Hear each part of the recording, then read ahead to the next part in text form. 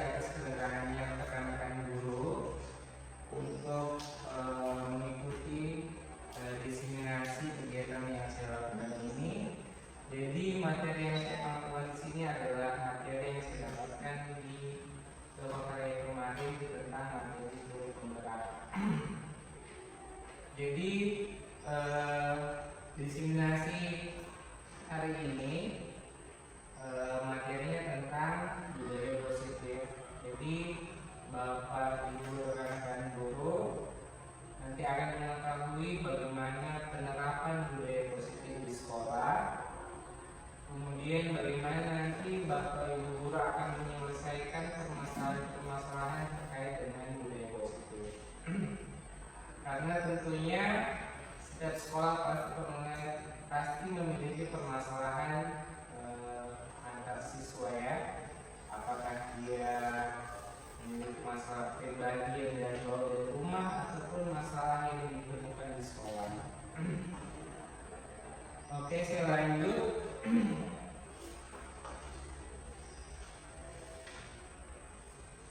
Ya, saya lanjut di sini.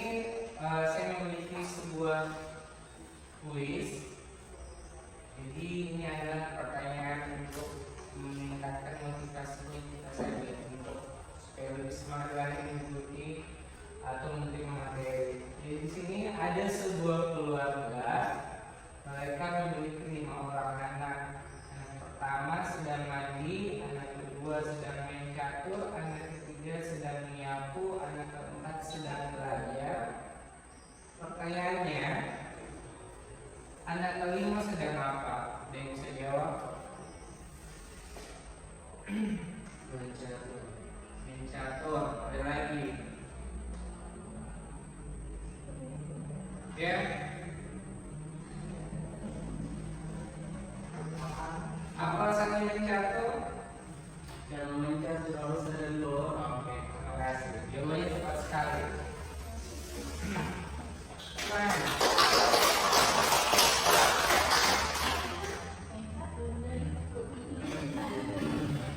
Oke, jadi itu hanya sebagai pertanyaan motivasi ya. Jadi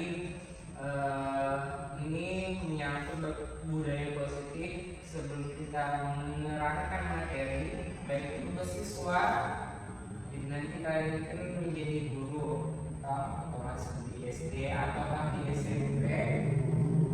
Jadi selalunya kita mulai dengan membangkitkan motivasi belajarnya siswa. Itu termasuk budaya positif. Karena kalau sudah dari awal, misalnya dari rumah perasaannya tidak baik, pasti sekolah juga akan kebawa terus. Makanya kita sebagai guru bertugas untuk memperbaiki perasaannya siswa, meningkatkan motivasinya siswa supaya dalam proses pembelajaran dia bisa aktif, bisa semangat. Oke, selanjut. Di sini ada 6 tentang budaya positif. Jadi yang pertama ada perubahan paradigma belajar, kemudian disiplin positif, motivasi perilaku manusia, kebutuhan dasar manusia, keyakinan keras, posisi kontrol dulu dan jadi nanti kita akan bahas satu-satu apa itu perubahan paradigma belajar sampai di posisi kontrol dulu dan segitiga restitusi. Karena metode pembelajaran yang selama kita lakukan ini ke belakang itu sudah menyimpang sebenarnya. Jadi ada hal-hal materi yang perlu kita ketahui supaya metode pembelajaran kita itu jadi baik lagi.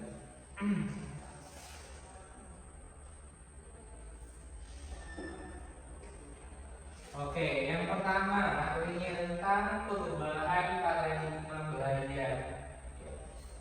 Jadi ini cukup, nanti kita skip saja. Jadi silakan Bapak Ibu saling berpasangan dan tuliskan sesuatu yang berharga dalam kehidupan Bapak Ibu di kertas yang disediakan. Dan usahakan pasangannya tidak mengetahui apa yang Bapak Ibu tulis. Setelah itu genggam kepala di tangan, sementara pasangan ingin sekali mengetahui apa yang ada dalam kertas, dia akan berjalan untuk membaik. Jadi ini hanya untuk sebagai simulasi saja. Jadi seumpamanya jadi nggak usah dilakukan. Misalkan kalian berpasangan, kemudian kalian tulis di sebuah kertas apa yang ingin Anda ketahui. Jadi ada rahasia yang kalian sembunyikan. Pasangan kalian pasti akan penasaran apa itu sebenarnya yang dituliskan. Jadi itu sebenarnya logisnya bahwa orang itu akan membangkitkan perasaan ingin tahunya dari pasangannya, karena kalau ada sesuatu rahasia pasti kita ingin tahu apa rahasia itu.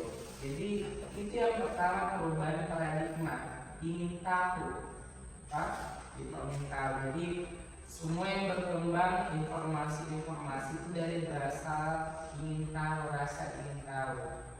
Jadi itu paradigma belajar. Ya. Jadi kemudian di sini yang saya jelaskan tadi awal, kita akan merubah metode pembelajaran atau metode proses belajar. Jadi namanya perubahan paradigma dari kata teori stimulus respon versus teori kontrol. Jadi dulu itu masih menerapkan namanya stimulus respon, hanya membangkitkan stimulus, memberikan perlakuan. Sekarang itu namanya teori kontrol, kita yang mengontrol, kita yang mengetahui apa yang akan dilakukan siswa, apa yang diproseskan atau yang dilalui oleh siswa sampai di proses akhirnya. Jadi sini ada teori kontrol itu adalah segala usaha upaya guru untuk mempengaruhi orang lain agar melakukan perilaku tertentu yang dilakukan. Sekali lagi, segala usaha atau upaya berarti dalam bentuk kegiatan. Ini gurunya yang dimaksudnya, kita sebagai guru harus memiliki teori kontrol. Segala usaha upaya guru untuk mempengaruhi orang lain agar melakukan perilaku tertentu yang kita inginkan. Jadi kita yang membuat treatment ke siswa. Jadi misalkan kita dalam tujuan pembelajaran kita, siswa ingin mencapai kayak di praktikum kita kemarin, ingin mengetahui bagaimana ekosistem yang ada di darat. Nah, itu tujuannya. Berarti kita harus berpelakuan. Oh, nanti siswa ini harus melakukan pengamatan langsung di daratan, ekosistem darat, contohnya di sawah. Oh, dari situ dia lihat komponen biotiknya dari komponen abiotiknya. Nah, itu termasuk perlakuan yang kita berikan, usahanya supaya siswa tersebut dapat mengetahui atau tujuan pembelajaran dapat tercapai. Jadi ada perlakuan, jadi kita yang mengontrol. Kalau dulu kan guru hanya bilang kerjakan ini, selesaikan 5 detik, saya terima lagi jawabannya. Berarti itu sudah metode lama. Jadi kita ingin memberikan pembelajaran bermakna ke siswa supaya siswa itu bisa menemukan sendiri permasalahan yang dia alami. Jadi itu namanya pembelajaran bermakna. Ya. Jadi orang yang pertama tentang teori kontrol ini adalah William Desa. Dalam kontrol teori, dia meneruskan beberapa miskonsepsi tentang kontrol. Jadi ini ada 4 komponen yang penting dalam teori kontrol yang dikemukakan oleh William Desa. Jadi yang pertama itu guru dapat mengontrol yang pertama ya. Jadi semua perlakuannya, model perlakuan siswa baik sesuai yang buruk itu tergantung dari gurunya. Jadi kita yang punya kuasa di situ. Kemudian semua penguatan positif, efektif, dan bermanfaat.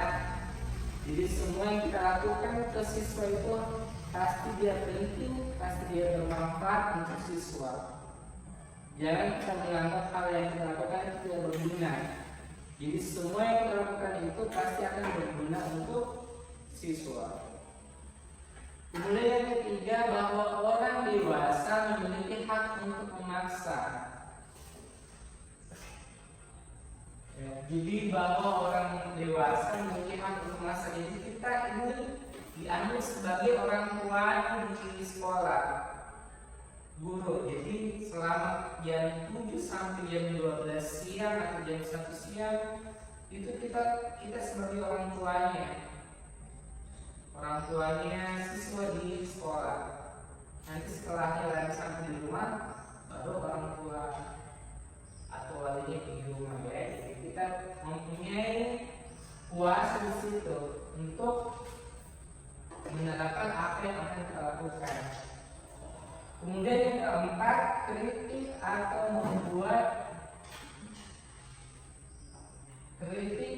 membuat orang merasa bersalah dapat mengeluarkan kata. Nanti ini materi selanjutnya ada hal-hal yang perlu kita pahami bahwa dalam kita menerapkan sistem paksa. Oh ternyata misalkan ada siswa yang bermasalah. Oh ternyata kalau kita jas itu ke siswa. Ya. Saya itu dengar saya. Iya, Mak.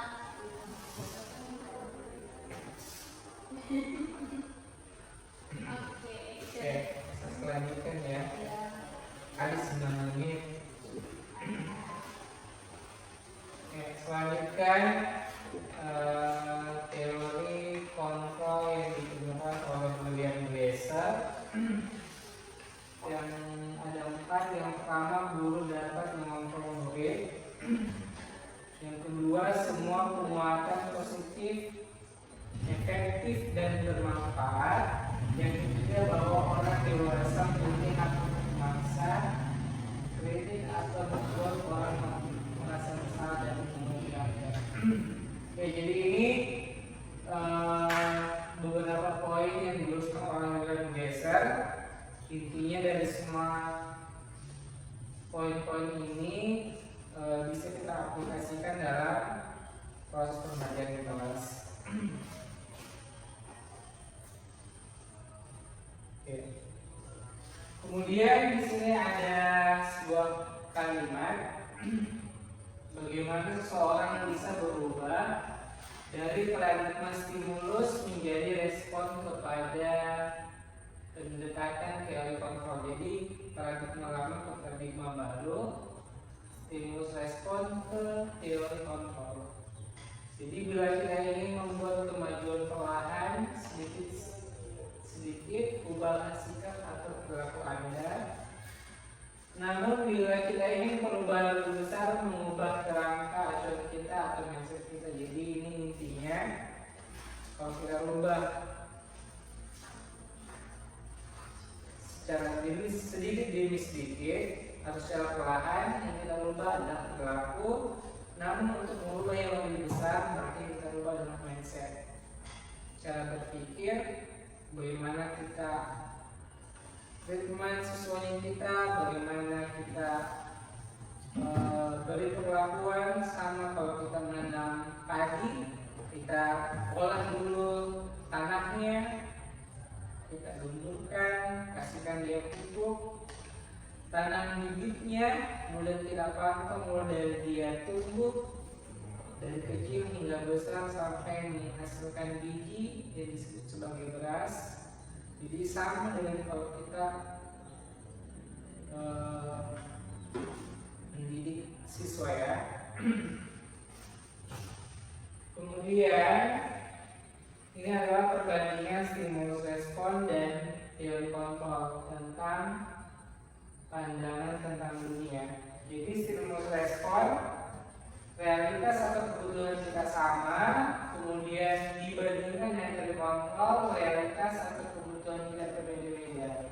Jadi dia semua siswa itu memiliki karakter yang berbeda-beda. Otomatis kebutuhannya juga pasti akan berbeda-beda. Ada yang membutuhkan kasih sayang, ada yang membutuhkan perhatian, ada yang membutuhkan kebebasan, dan ada yang membutuhkan untuk bertahan hidup. Ya, itu adalah satu contoh. Kemudian tabel yang kedua, semua orang melihat hal yang sama. Sedangkan di teori kontrol, setiap orang memiliki gambaran yang berbeda. Jadi kita tidak boleh memaksakan apa yang kita lihat atau apa yang kita pahami benar, itu yang siswa yang pahami benar, tidak seperti itu. Tapi semua itu orang memiliki karakter. Belum tentu yang kita pahami, yang orang pahami itu harus sama. Jadi berbeda pandangan tiap-tiap orang. Jadi jangan salah memaksakan kehendak namanya. Kemudian yang ketiga, kita mencoba mengubah orang agar berpandangan sama dengan kita. Jadi kalau di teori lama kita harus memaksakan apa yang kita pahami itu juga harus dipahami oleh mereka, tidak seperti itu. Tapi kita berusaha memahami pandangan orang lain tentang dunia. Jadi misalkan kita memahami apakah rumah itu bagaimana gambarannya, jangan kita menganggap bahwa rumah yang belum jadi berarti belum layak tinggal. Tapi orang dia bisa menganggap rumah belum jadi dia bisa tempat tinggal, berarti ada atapnya. Jadi itu mungkin konsep-konsep yang akan kita tanamkan.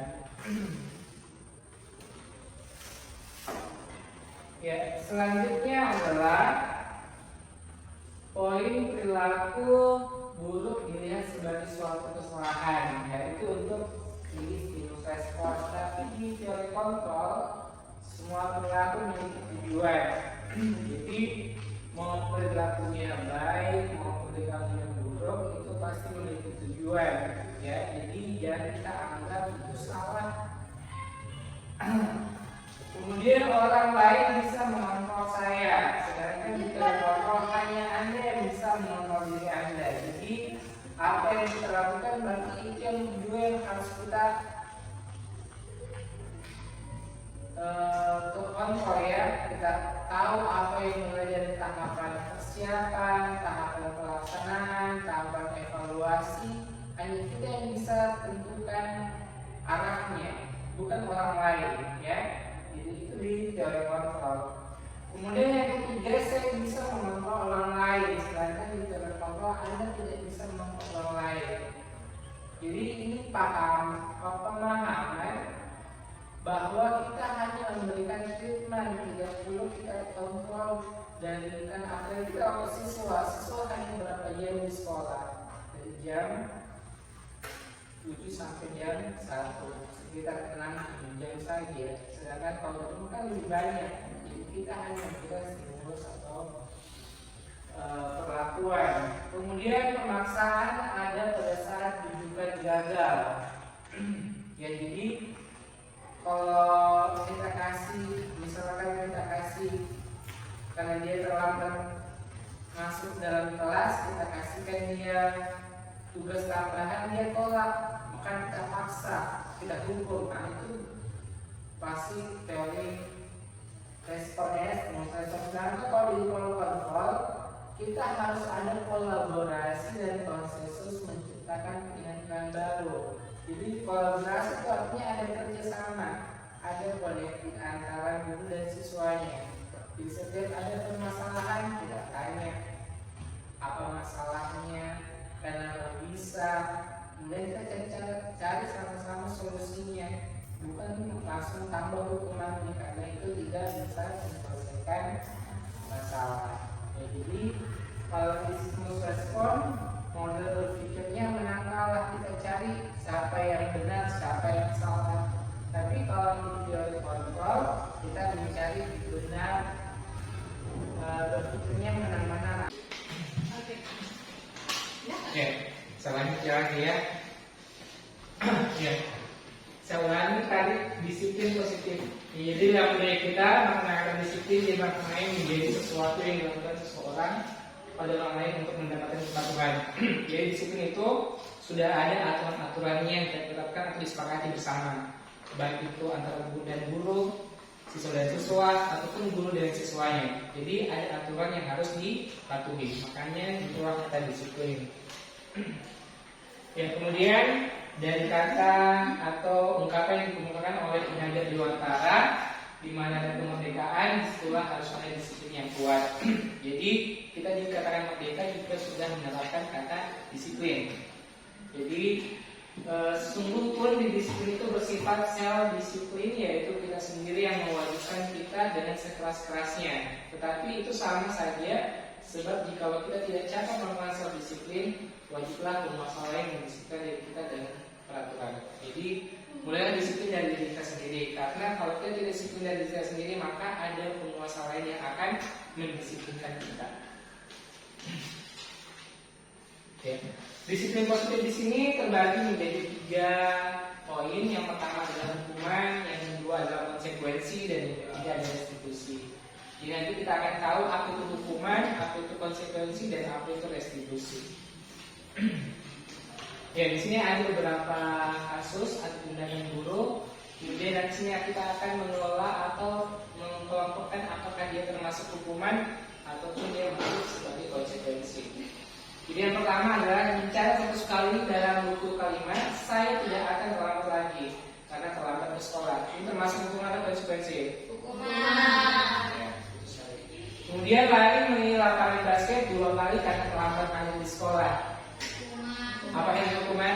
Hukuman. Kemudian membersihkan coretan yang dibuat di meja tulis. Konsekuensi atau hukuman? Konsekuensi. Kemudian diminta untuk push up 15 kali karena tidak menggunakan masker ke sekolah. Apa ini? Hukuman. Hukuman atau konsekuensi? Ya, hukuman ya. Menggantikan kertas tugas tenang yang telah dicoret-coret. Konsekuensi. Ya, tadi kan menyelesaikan solusi. Menyelesaikan masalah, solusinya maksudnya. Kemudian berjemur di lapangan basket pukul 12 siang karena mengobrol dengan teman. Kemudian murid diminta bertelanjang kaki sepanjang hari karena tidak menggunakan sepatu warna hitam sesuai peraturan sekolah. Kemudian berdiri di depan kelas sambil mengangkat kaki satu karena tidak bisa menjawab pertanyaan. Membersihkan tumpahan air di meja tulis karena kesenggol pada saat belajar. Kemudian kehilangan 10 menit dan istirahat untuk menyelesaikan tugas karena terlambat datang dan tertinggal pelajaran selama 10 menit. Jadi dari sini kita bisa mengelompokkan mana yang termasuk hukuman, mana yang termasuk konsekuensi. Jadi intinya kalau hukuman tidak bisa menyelesaikan masalah, dia itu datang secara tiba-tiba atau sesuai saja moodnya gurunya dalam hukum. Sedangkan kalau konsekuensi berarti ada aturan-aturan yang telah kita sepakati bersama.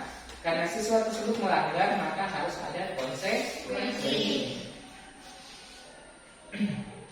Ya, ini tadi disiplin positif. Jadi hukuman bersifat tidak terencana atau tiba-tiba.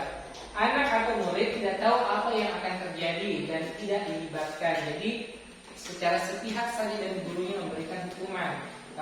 Kemudian hukuman bersifat satu arah dari pihak guru yang memberikan dan murid hanya menerima suatu hukuman. Hukuman yang diberikan bisa berupa fisik maupun psikis ya. Fisik artinya kayak di lapangan.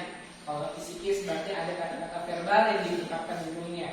Misalkan hal yang kamu lakukan salah, kamu harus begini. Itu namanya psikis ya, secara verbal. Kemudian konsekuensi itu adalah sudah terencana. Jadi perbedaannya kalau hukuman tidak terencana, konsekuensi sudah terencana karena sudah disepakati aturan-aturannya. Sudah dibahas dan disetujui oleh murid dan guru. Umumnya bentuk-bentuk konsekuensi dibuat oleh pihak guru atau sekolah, dan murid sudah mengetahui sebelumnya konsekuensi yang akan diterima bila ada pelanggaran. Jadi supaya sudah paham. Ya, lanjut lagi di identitas gagal dan identitas sukses. Jadi kalau tadi 3 poin, 1 poin itu masih identitas gagal yakni hukuman, sedangkan identitas suksesnya itu yang konsekuensi dan restitusi masuk di disiplin. Ya. Jadi ini adalah perbandingan dari skala nilai sukses. Kita ambil salah satu contoh saja. Jadi hukuman itu sesuatu yang menyakitkan dan harus terjadi. Pasti ya kalau hukuman. Kemudian kalau sedangkan konsekuensi itu sesuatu yang harus terjadi tapi tidak perlu menyakitkan. Kalau restitusi merupakan sebuah pilihan. Karena restitusi kan menggali penyebab-penyebabnya, mencari solusinya. Tak? Ya. Kemudian bisa kita kelompokkan kalau hukuman itu sifatnya negatif, kalau konsekuensi netral, sedangkan kalau restitusi positif. Jadi kita itu sebagai guru cenderungnya ke positif. Bagaimana menerapkan restitusi untuk mengatasi permasalahan siswa? Cari penyebabnya, cari solusinya, perlu dievaluasi apakah ini yang kita lakukan benar atau tidak. Nah, ya, kita masuk di bagian kedua, 3 motivasi perilaku manusia. Ya, ini tadi yang pertanyaannya, apa tujuan kita mengendarai motor berjalan harus pakai helm? Kan ada yang jawab, ada yang keselamatan, ada yang takut akan ditilang. Nah, ini kan alami juga kalau pertanyaan seperti ini. Kalau dia menjawab karena keselamatan, berarti budaya positif selama ini sudah dia terapkan. Tapi kalau dia jawab karena takut ditilang, berarti belum ada sebenarnya budaya positifnya, karena dia sudah bukan berdasarkan aturan. Dia hanya mengejar supaya tidak ditilang. Bukan tujuannya karena aturan itu, takut ditilang saja. Ya, 3 poin penting ya untuk motivasi. Jadi ini selalunya juga ada di motivasi. Misalkan dia datang ke sekolah untuk apa siswa itu? Jadi menghindari ketidaknyamanan atau hukuman, kemudian mendapatkan imbalan atau penghargaan, menghargai diri sendiri dengan nilai-nilai yang mereka percaya. Jadi ini motivasi, namanya motivasi intrinsik dari dalam dirinya siswa. Misalkan dia datang ke sekolah mau belajar untuk apa? Apakah mendapatkan pengakuan atau penghargaan, menghindari ketidaknyamanan mungkin karena kalau dia di rumah, kalau tidak pergi sekolah pasti kan dia tidak bisa pelajaran, dihukum lagi, ya dia bisa ke sekolah. Nah, kemudian menghargai diri sendiri dan orang lain. Oh, dia sadar karena dia belum tahu apa-apa, belum ada dasarnya, dan dia misalkan dia belum hafal perkalian, oh saya harus ke sekolah, saya harus belajar sama guru ini, saya harus hafal perkalian. Berarti dia menghargai dirinya sendiri. Lanjut lagi, menurut Anda dari ketiga jenis motivasi tadi, motivasi manakah yang paling banyak mendasari perilaku murid Anda di sekolah? Ini jawabannya bisa berbeda ya, tergantung di kelas kita yang kita ajar itu motivasinya apa. Kalau berdasarkan pengalaman itu datang hanya karena apa datang ke sekolah. Kalau menghargai diri sendiri itu mungkin sebagian kecil saja, mungkin datang hanya karena dia menghindari hukuman. Itu saja paling banyak. Yang paling pertama ini. Ya, kita masuk di poin keempat atau materi keempat, kebutuhan dasar manusia. Jadi kebutuhan dasar manusia itu ada 5. Yang pertama itu adalah bertahan hidup. Jadi kalau bertahan hidup berarti dia butuh makanan, butuh minuman. Kemudian yang kedua kasih sayang dan rasa diterima. Jadi kasih sayang boleh dari temannya kah, boleh dari gurunya, dari keluarga sekolah lainnya. Kemudian kebebasan, anak-anak siswa itu juga butuh kebebasan. Dia mau terima model pembelajaran seperti apa tergantung dia. Jadi kita tidak bisa memaksakan saya harus terapkan model pembelajaran ini seterusnya. Tidak bisa seperti itu. Kemudian ada kesenangan. Jadi anak-anak juga itu memiliki pasti kejenuhan. Tidak bisa pasti moodnya bagus terus. Pasti ada titik jenuhnya. Kemudian ada penguasaan. Penguasaan itu artinya dia mau diakui. Dia harus diberikan reward atau penghargaan. Nah, itu namanya penguasaan. Jadi ini komponen-komponennya: bertahan hidup, makan, minum, kebutuhan pokok lainnya, kemudian rasa aman. Jadi anak-anak itu betul aman. Jadi bagaimana kita ciptakan aman? Kita kasih nyaman dulu dalam kelas supaya dia rasa aman. Bukan aman dulu baru nyaman, tapi nyaman dulu baru aman. Kemudian kasih sayang dan rasa diterima. Jadi tetap terhubung dengan orang lain dan diterima di kelompoknya. Jadi kasih sayang boleh dari temannya, dari gurunya, atau dari kelompoknya itu sendiri. Kemudian penguasaan menjadikan komponen didengarkan, diakui atau dihormati. Jadi kita sini saling juga membangun sifat saling menghargai, baik sesama siswa, antar guru, siswa dan gurunya maupun warga sekolah lainnya. Yang keempat, kebebasan. Jadi kebebasan ada di dalamnya kemandirian, otonomi, peraturan dari dalam dirinya. Kemudian yang ketiga, memiliki pilihan. Jadi anak-anak itu tidak mesti hanya satu, tapi dia memiliki pilihan. Kalau ada pembelajaran anak-anak diberikan kesempatan siapa yang mau bertanya, siapa yang mengungkapkan pendapat. Jadi anak-anak itu memiliki kebebasan dalam pembelajaran. Kemudian yang terakhir ada kesenangan. Jadi anak-anak kita berikan dia suatu atau menciptakan kondisi yang nyaman, anak-anak bisa bermain, menciptakan suasana pembelajaran yang enak ya. Jadi ada kita selingi dalam setiap proses pembelajaran, ada game kalau perlu supaya menjaga moodnya anak-anak supaya senang. Kan kalau senang pasti termotivasi. Kalau tidak senang tidak termotivasi. Ya, ini kasusnya, contoh kasus yang disajikan. Jadi Dinda seorang anak kelas 3 SD, begitu tiba di rumah ia menangis dan mengadu pada ibunya bahwa dia benci pada Ibu Rani, gurunya. Menurut Anda kebutuhan apa yang berusaha dipenuhi oleh Dinda? Kasih sayang. Ya, kasih sayang. Apalagi? Rasa aman. Rasa aman, betul. Apalagi? Perhatian, kebebasan, tak? Ya, jadi ini ada jawaban Dinda, kemudian ya ada 4 ya. Kelas satu-satu coba. Ibu guru bilang, aku tidak boleh bersenandung sewaktu mengerjakan tugas. Katanya kelas harus tenang, tidak ada suara, kan nggak seru jadinya. Jadi kita biasa dalam kelas itu kita kalau guru-guru lama yang bilang, oh semuanya diam dan ada yang ribut, cukup guru saja yang menjelaskan depan.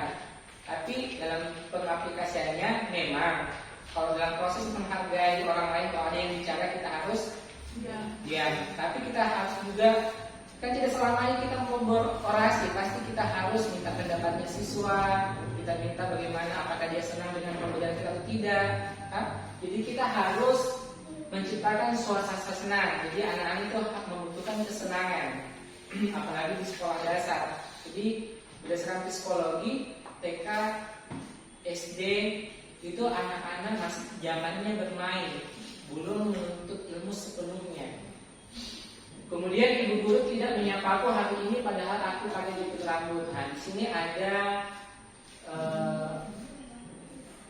menciptakan, dia ingin diakui, dia ingin mendapat ujian, dia ingin menarik perhatiannya guru, tapi diabaikan oleh guru. Jadi kita juga sebagai guru harus jeli kalau ada siswa yang butuh perhatian, kita harus tanggapi. Karena kalau tidak tanggapi pasti akan menjadi masalah.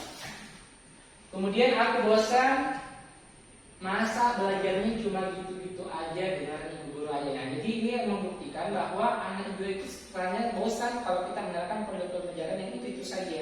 Jadi harus kita selingi atau menerapkan metode pembelajaran lain yang membuat anak menjadi senang. Contohnya kita menambahkan media pembelajaran yang menarik, tambahkanlah video-video yang menarik. Kalau memang tidak memungkinkan di dalam kelas, kita bawalah sekali-kali anak keluar kelas, bikin pembelajaran berbasis lingkungan, itu lebih bagus lagi. Kemudian yang keempat, aku sebel gambarku tidak rapi, malah ibu guru menunjukin ke teman-temanku di depan kelas. Nah, jadi ini gurunya itu seolah-olah mempermalukan siswanya yang memiliki gambar yang tidak rapi atau memiliki nilai yang jelek. Jadi kita juga sebagai guru tidak boleh seperti itu. Mau hasilnya bagus, mau hasilnya jelek, kita harus memberikan penguatan kepada siswa. Ya, jadi penguatan itu yang harus kita tunjukkan. Ya, kita masuk di materi kelima tentang keyakinan kelas.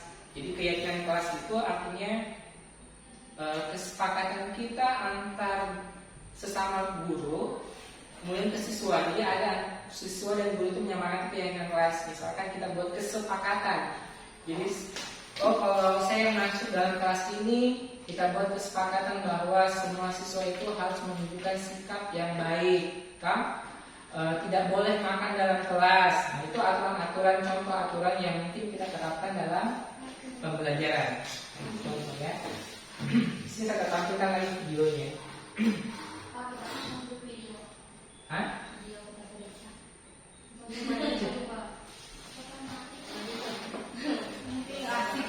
Tidak kayak.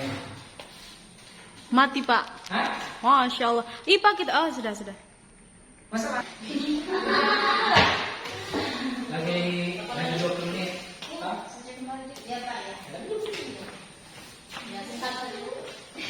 Udah lama sekali ini.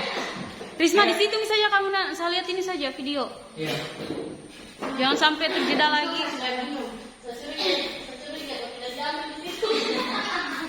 Iya, enggak ada memang di situ Risma. Ya, selanjutnya lagi ya, jadi nomor 6 posisi kontrol dan segitiga restitusi. Jadi ini kita selesaikan lagi kasus ya. Jadi Anto jarang sekali hadir di pembelajaran sore. Pada saat hadir pun Anto seringkali ribut dan berkata-kata kasar pada temannya. Dan sering terjadi pertengkaran. Hal itu sangat mengganggu sebagai guru. Apa yang dilakukan? Ya. Jadi kalau kita sebagai guru, sini peran kita adalah nanti kita terjadi peran kita sebagai guru. Jadi situ ada nanti sebagai teman, sebagai pemberi hukuman, sebagai pemberi rasa bersalah, sebagai manajer. Jadi ada 5 peran. Ya. Jadi 5 peran kita sebagai guru, ada sebagai penghukum, pembuat merasa bersalah, sebagai teman, pemantau dan manajer. Jadi kesemua 5 ini harus kita tahu di mana posisi kita untuk menyelesaikan masalah yang tadi. Ya. Ini ya, perilaku kontrol negatif dan perilaku kontrol positif. Kemudian ada kontrol diri. Jadi 2 poin tadi tentang penghukum dan pembuat rasa bersalah itu perilaku kontrol negatif. Apakah yang diperlukan? Perlu, tetap perlu. Kemudian perilaku kontrol positif kita itu sebagai teman dan pemantau. Kan beda semua siswa. Kalau ada masalahnya, masa kita mau pantau jadi teman terus, tidak kan? Tapi kita harus juga ada penghukumnya, ada pembuat rasa bersalahnya juga supaya dia bisa tidak mengulangi di kemudian hari. Kemudian ada kontrol diri dan manajer. Kontrol diri dan manajer ini maksudnya kita yang tentukan. Jadi di situ paling banyak dia mengajukan pertanyaan-pertanyaan. Jadi kita panggil siswanya kalau ada yang masalah, cari kenapa kamu melakukan hal ini, kenapa bisa kamu lakukan ini, apa yang menyebabkan, kita cari latar belakangnya, kemudian kita carikan lagi dia solusinya. Kita bisa pakai manajer. Ya, kemudian ini ya. Jadi kalau di hasilnya, tadi pemberi hukuman itu dia memberontak, mendendam, menyalahkan orang lain. Banyak sifat-sifat negatif yang keluar. Kemudian sedangkan kalau di pemberi rasa bersalah, menyembunyikan, menyangkal, berbohong. Selalu ini sifat seperti itu toh? Kalau kita rasa bersalah, pasti dia menyangkal, bukan saya Pak yang melakukan, teman saya.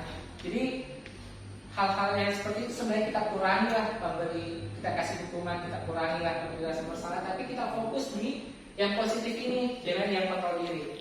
Ketergantungan, kemudian menyesuaikan juga diawasi, dan yang ketiga menguatkan watak atau karakternya. Kan? Misalkan, kamu sebenarnya itu orangnya menghargai orang lain, kamu saya perhatikan selama ini menghargai, tapi kenapa kamu melakukan seperti ini? Jadi kita kuatkan karakternya, bukan kita jatuhkan, tapi kita kuatkan, ya. Ya. Kemudian dari itu, jadi kita sebagai guru juga harus paham namanya segitiga restitusi. Jadi segitiga restitusi ada 3 tahapan, ada menstabilkan identitas, kemudian validasi tindakan yang salah, dan menanyakan keyakinan. Jadi kita bahas satu-satu. Menstabilkan identitas, contoh ya, kalau ada permasalahan anak datang terlambat ke sekolah, apa yang kita tanyakan sebagai manajer? Ya, jadi begitu ya. Kalau ada anak, jangan langsung kita hukum.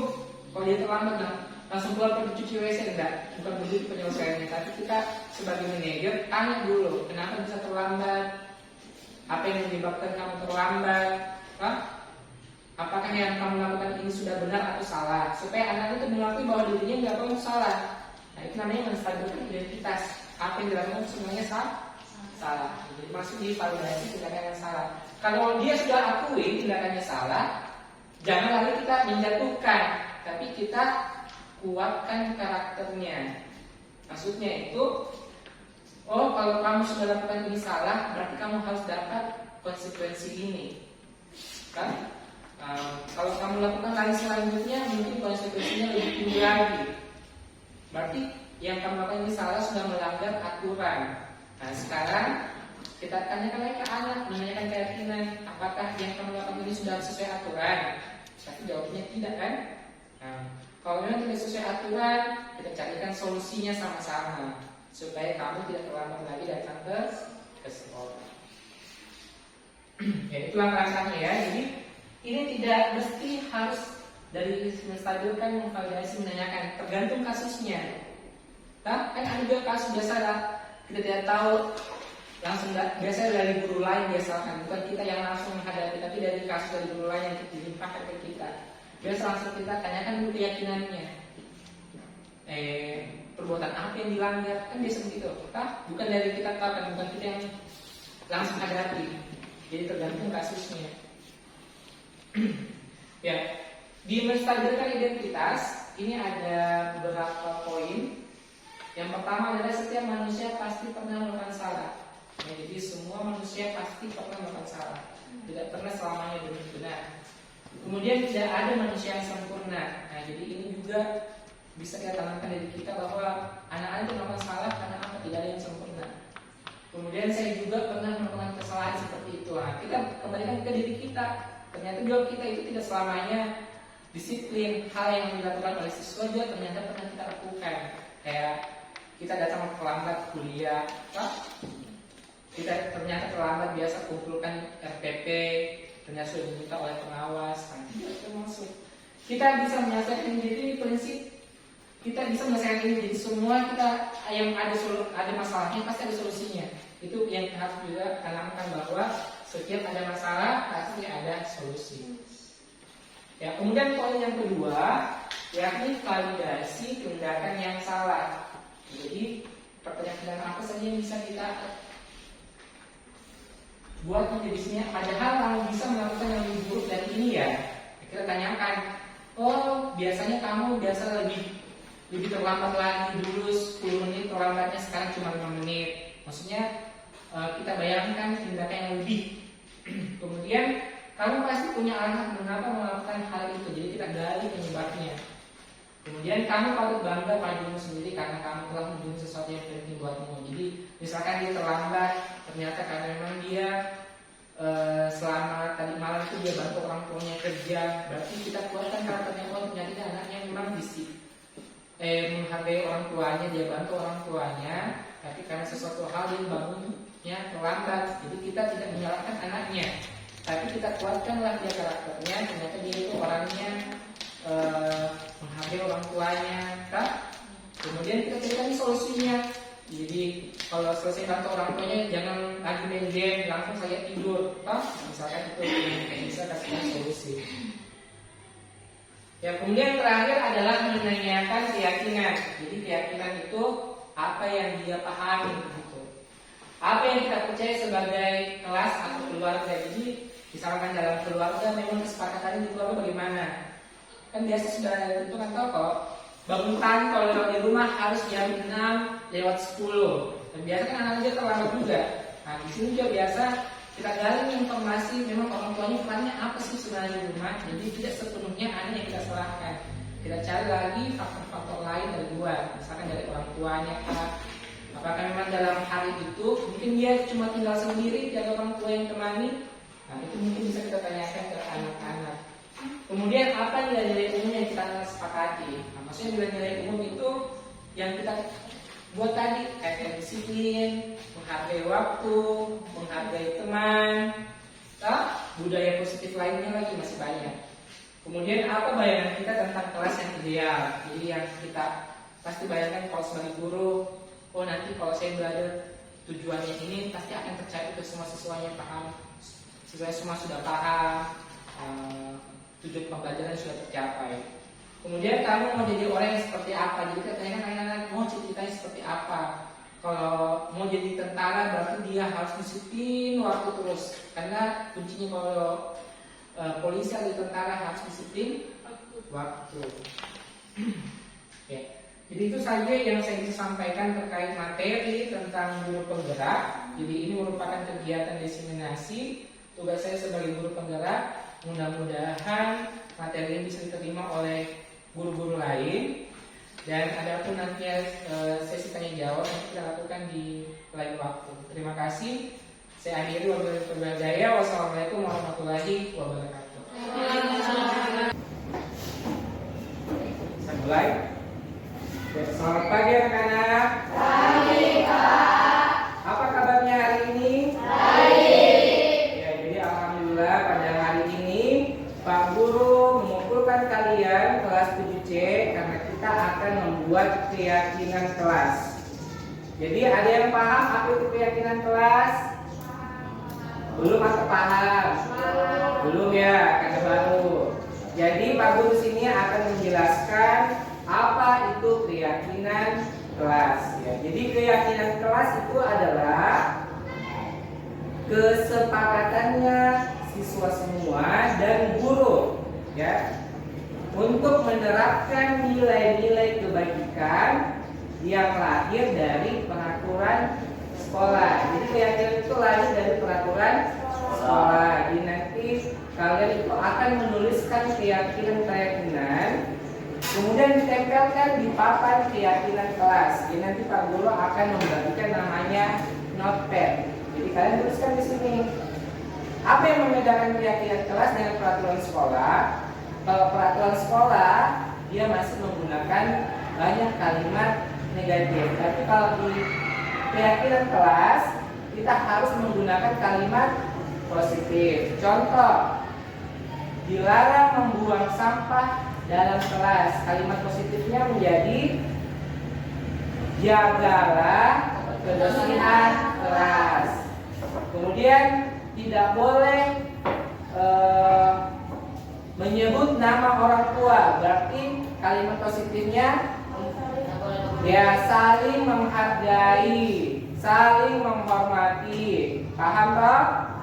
Oke, kalau sudah paham, Pak Guru akan bagikan ini satu orang satu.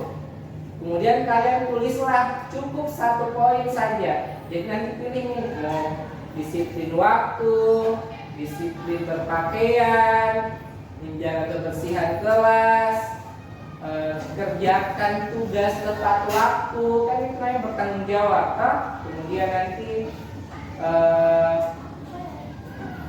menghargai sesama teman, menghargai guru, bersikap sopan santun. Jadi baik ya. Jadi semua nanti kalian tuliskan keyakinannya kalian, baru kita sepakati. Jadi nanti kalau ada teman yang sama poin yang mereka tulis atau kalian tulis, itu nanti Pak Guru akan pilah-pilah di sini. Kalau sama berarti cukup satu saja yang mewakili. Paham? Paham? Paham. Oke, jadi bisa saya bagikan sekarang nih ya. Ya, jadi kalian cukup tuliskan 1 poin 1.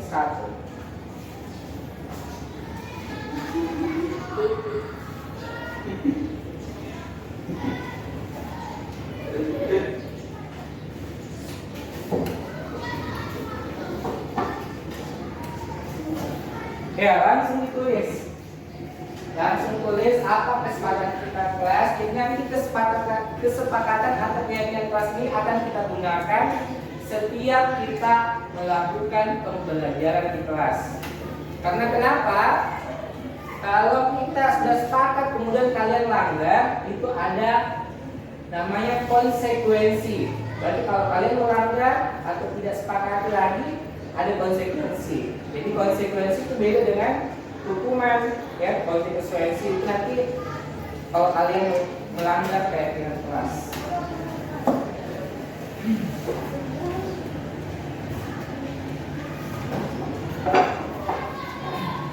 Ya, Pak Guru beri waktu 10 menit untuk menuliskan keyakinan kelas. Jadi tulisnya kasih besar-besar ya, sedikit baca.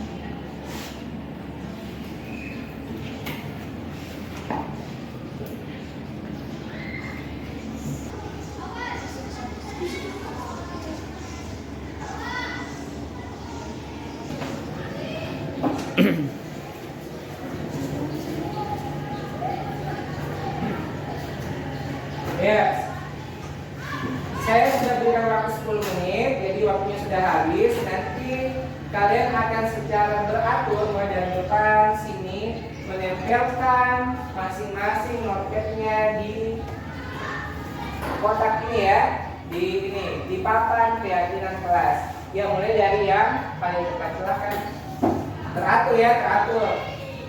Contohnya kurang juga sekali.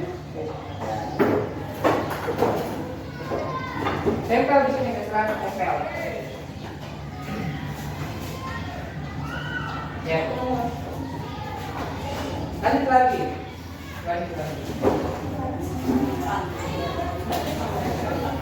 Nanti pakai lambat.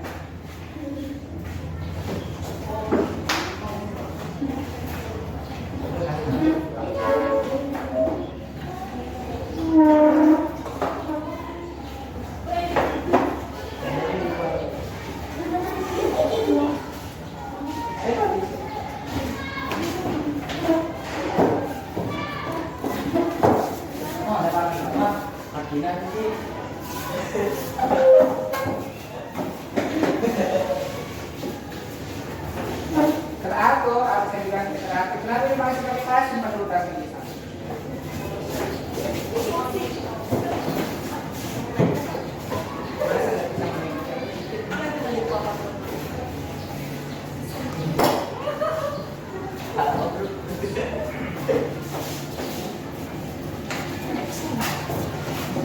Ya, sudah semua? Ya, jadi di sini kalian sudah mendengarkan keyakinan kelas. Bagusnya lihat ada menjaga kebersihan lingkungan sekolah. Sepakat? Baik keras, sepakat? Oke, ini sama ya. Menjaga kebersihan kelas. Sepakat? Kemudian yang ketiga, mengerjakan tugas tepat waktu. Sepakat? Ini sama ya, tadi saya sebutkan. Kemudian yang keempat, disiplin berpakaian. Sepakat atau tidak? Yang kelima, menghargai guru. Sepakat? Ini juga sama ya, disiplin. Oh iya, beda ini. Disiplin belajar. Disiplin waktu. Ini sama ya. Menghargai dan menghormati teman dan guru. Kemudian ya sama semua. Jadi kita ada sepakati, sudah ada 7 poin yang kita sepakati. Jadi keyakinan kelas ini akan selalu kita gunakan setiap hari jika nanti Pak Guru masuk di kelasnya untuk mengajar ya. Jadi kalau kalian melanggar peraturan ini, nanti kalian ada konsekuensi kalau kalian melanggar keyakinan kelas. Karena ini sudah disepakati bersama. Paham? Ya, oke. Untuk hari ini mungkin tentang keyakinan kelas kita sudah cukupkan. Nanti ini kita akan buat rapi, kita buat spanduk, kita tempel di kelasnya. Jadi nanti kalau teman-temannya kalian melanggar, berarti ada konsekuensi. Oke, paham?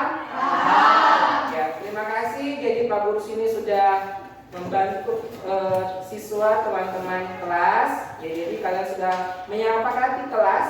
Jadi ingat kalau melanggar ada konsekuensi. Ya, untuk hari ini sekian dan terima kasih. Pak Guru ucapkan tetap jaga kesehatan supaya pembelajaran kita berlangsung secara baik. Ya, jadi tetap semangat ya. Ya, saya akhiri wabillahi taufiq wal hidayah. Wassalamualaikum warahmatullahi wabarakatuh. Waalaikumsalam warahmatullahi wabarakatuh. Oh. Ya, sudah. Pak.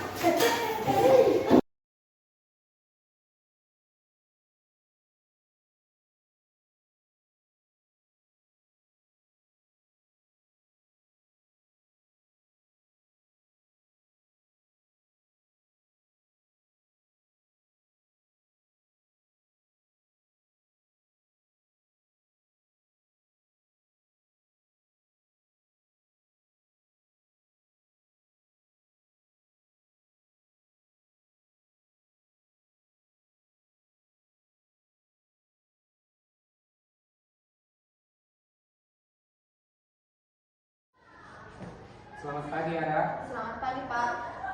Ara tahu kenapa Bapak panggil? Tahu, Pak, karena tadi saya makan di kelas saat jam pelajaran, Pak. Apakah Ara tahu jika makan di saat pembelajaran itu perbuatan salah atau benar? Salah, Pak. Bapak tahu adalah suatu kebutuhan, tapi kita juga harus tahu bahwa pada saat kapan kita bisa makan atau tidak, apalagi dalam saat proses pembelajaran. Memangnya Ara tadi tidak sarapan ya? Tidak, Pak. Mengapa Ara tidak sarapan? Kalau Ara sarapan, maka Ara akan terlambat ke sekolah, Pak. Memangnya Ara bangun jam berapa? Bangun jam 6:10, Pak. Kenapa tidak sarapan? Setelah Ara bangun tidur, Ara menonton TV, lalu mandi. Jam 6:50, Ara buru-buru berangkat ke sekolah. Nah, apa yang Ara lakukan itu benar. Buru-buru berangkat ke sekolah sehingga Ara tidak terlambat sekolah.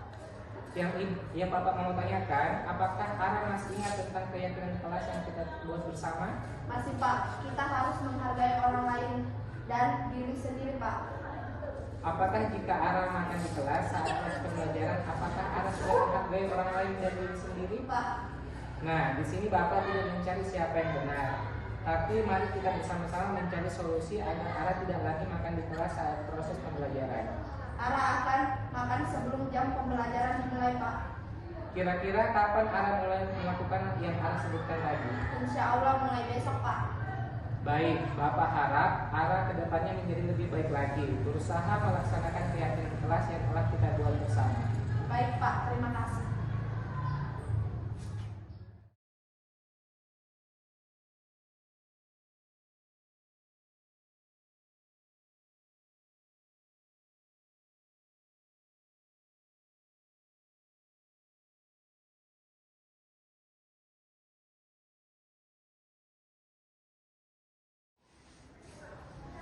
Selamat pagi, Adi. Selamat pagi, Pak. Adi, tadi Bapak mendengar laporan dari guru piket, katanya kamu terlambat. Ya, Pak. Terlambat datang ke sekolah itu sebuah kesalahan atau bukan? Saya terlambat. Baik, Adi, berbuat kesalahan itu manusiawi. Setiap orang pasti pernah berkesalahan. Yang terpenting kita belajar dari kesalahan tersebut dan berusaha untuk memperbaikinya. Setuju? Setuju, Pak. Adi, kita cari solusinya bersama ya. Ya, Pak. Adi datang sekolah pasti punya alasan. Kenapa kamu datang terlambat ke sekolah? Karena saya begadang. Kamu tahu keyakinan kelas yang telah kita sepakati bersama? Tahu, Pak. Kalau datang terlambat ke sekolah sesuai dengan keyakinan kelas kita atau tidak? Tidak, Pak. Menurut kamu, keyakinan kelas apa yang telah kamu langgar? Disiplin, Pak. Menurut kamu, disiplin itu penting tidak untuk kamu? Pak, karena membuat saya datang ke sekolah tepat waktu dan bisa menghargai waktu. Karena saya tahu disiplin adalah salah satu kunci untuk sukses, Pak. Betul, menghargai waktu itu penting dan sangat bermanfaat untuk kita. Seperti kita dapat menghargai orang-orang di sekitar, pekerjaan menjadi tidak menumpuk, dan kita juga bisa melatih rasa kepedulian. Maka begitulah pentingnya disiplin yang kamu sebut salah satu kunci sukses tadi. Ya, Pak. Dan Pak sudah datang berangkat ke sekolah. Mohon maaf karena datang berangkat ke sekolah, Pak. Iya, Adi, sikap yang sangat baik sudah kamu lakukan dengan cara meminta maaf. Menurut kamu, Apa yang akan kamu lakukan agar kamu tidak terlambat lagi ke sekolah? Saya akan tidur lebih cepat dari begadang lagi agar tidak datang terlambat ke sekolah, Pak. Baik adik, kamu sudah menemukan solusinya. Bapak akan bekerja sama dengan orang tua kamu agar kamu tidak datang lagi terlambat ke sekolah. Sekarang silakan kembali ke kelas ya. Terima kasih, Pak. 3. Terima kasih Pak Wiwin sudah mencarikan solusi yang saya alami. Saya berjanji tidak akan makan di kelas lagi. Kedepannya saya akan lebih disiplin lagi. Terima kasih. Terima kasih Pak Win sudah mencarikan saya solusi yang saya alami. Saya berjanji tidak akan terlambat lagi datang ke sekolah. Kedepannya saya akan lebih disiplin. Terima kasih.